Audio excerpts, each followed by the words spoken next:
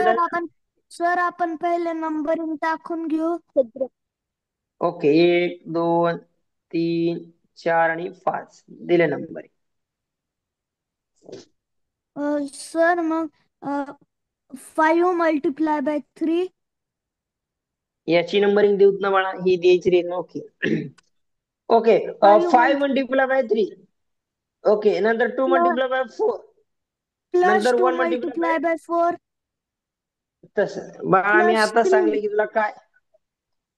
अरे दादा, मी तुला सांगितलं चौकोनच विचारलंय. चौकोन त्याला आपण आयात मोजायचा, चौरस नाही बाळा. सर ओके, मीच सांगू. आयात. ओके, सुगो सांगते बघ, ऐक. हा, सुगो सांग. सर ते आपण ना ते 1 2 3 4 5 त्यांचे प्लस केले, आन्सर आलं 15.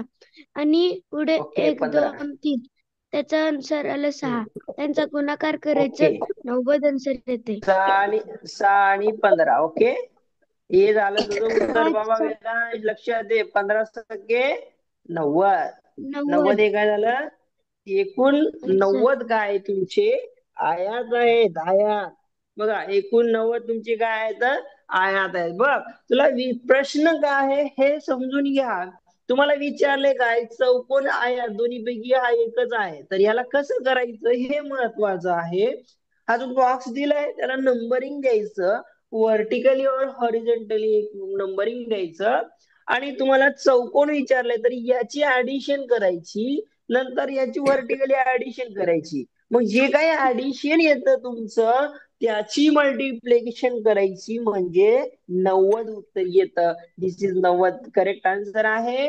आता तुम्हाला चौरस विचारलं तर वेगळा प्रकार आहे. चौरस हा वेगळा प्रकार आहे, चारी बाजू सारख्या असतात. आता हे चौरस विचारलं तर आपण वेदांश तू म्हणल्या पद्धतीने करतो. या दोघाचा गुणाकार किती आला, 3 5 15 इथे लिहितो बाळा. नंतर ह्या 2 आणि 4चा गुणाकार, 4 2 8 आला, अधिक 8 लिहितो. आणि हा याचा गुणाकार, हा 2 काय करतो, सोडून देतो. कारण हॉरिझॉन्टली आपण काय करतो, हॉरिझॉन्टली 3 घेतो, व्हर्टिकली 3 घ्यायचं. तर आधी 3 1 3 म्हणजे टोटल किती होणार आहे तुझे, 11 आहे, टोटल 26 होणार आहे. ओके, हे 26. तुझा हा चौरस विचार नाही बाळा मी. ओके, चौरस विचार नाही, चौकोन विचारलाय, म्हणजे आयात किती आहे टोटल. तर काय करायचं, यांची ऍडिशन 1 2 3, याची ऍडिशन काय होणार, 1 अधिक 2 3 3 होतात, आणि 3 आणि 3 6 लिहिलं. ओके, 1 अधिक 2 3 3 आणि 3 6, 6 4 10, 10 5 15, हे 15 हे ऍडिशन झालं.